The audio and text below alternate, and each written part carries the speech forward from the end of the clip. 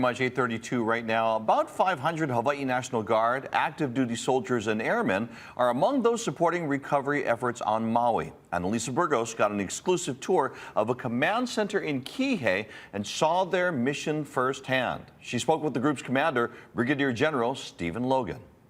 We took over the checkpoints and the traffic control points to allow ingress and egress into the impact zone for first responders and other folks like that. That decompressed the requirements for the Maui Police Department, and they were able to go off and do other police-related duties.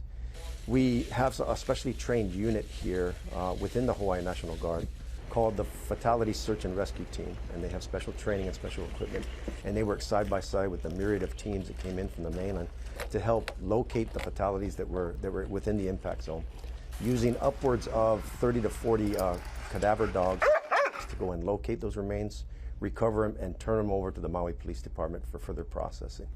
We just recently kind of off-ramped from that job, but we're looking at probably doing a little bit more of a forensic search in accordance with the request from the Maui Emergency Management Agency.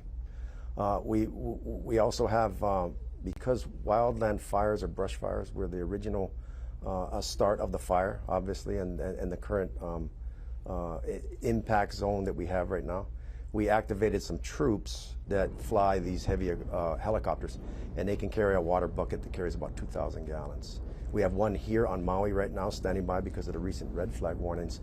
We have another one standing by at Kalaeloa Airport over on Oahu for a backup. And then the active component Army also has backups to our backup. So we have, like I said, greater reach back into the larger DoD population for either Army aircraft, or we could also submit a request for Marine Corps aircraft or something larger. With all your experience in combat zones and war, this really is a war zone. People have compared it to looking like a war zone, at least. What do you think? I think that having been down to the impact zone on several occasions with the President and with General Flynn when he came to visit, I never envisioned seeing something like that within the United States. It's truly a big challenge and a true tragedy. And it's going to take a lot of effort. It's going to take everybody's effort to be able to come together to help the residents of Maui. They've been working so hard for like 3 weeks, and then to hear maybe a lot of these criticisms, you know, out in the media or out in social media. How do you, I guess, manage all that? Like all of this outside criticism, how do you process that and maybe explain it to your folks? I think what we're finding, at least from our soldiers and airmen that are on mission right now, is they're seeing the truth. They know exactly what's going on with where they're working. The community is coming to them. Children are giving them cold drinks and food and stuff like that. And a lot of the information that's being put out is inaccurate. We in the military call it mis or disinformation. Some people are doing it by accident. Some people are doing it probably on purpose for whatever reason. And so the Sergeant Major and I do regular rotations out to go talk to the soldiers, see how they're doing.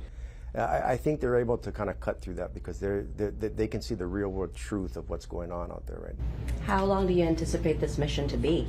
It's really hard to judge, but I would say it will be at least a year or more before the debris can be removed and then processed. And you'll be there.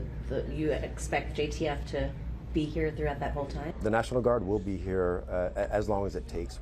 I've heard that commitment from Governor Green, and also with my federal partners, with General Flynn.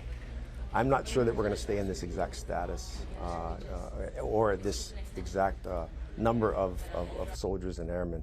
So we will tailor our force to meet the needs of the county as appropriate. Was held in Washington for the anniversary of the end of World War II. Yesterday marked 78 years since Japan surrendered, effectively bringing an end to the deadliest conflict in history. 400,000 Americans, 60 million people worldwide were killed in that war. Of course, the very spot that surrender happened sits right here at home.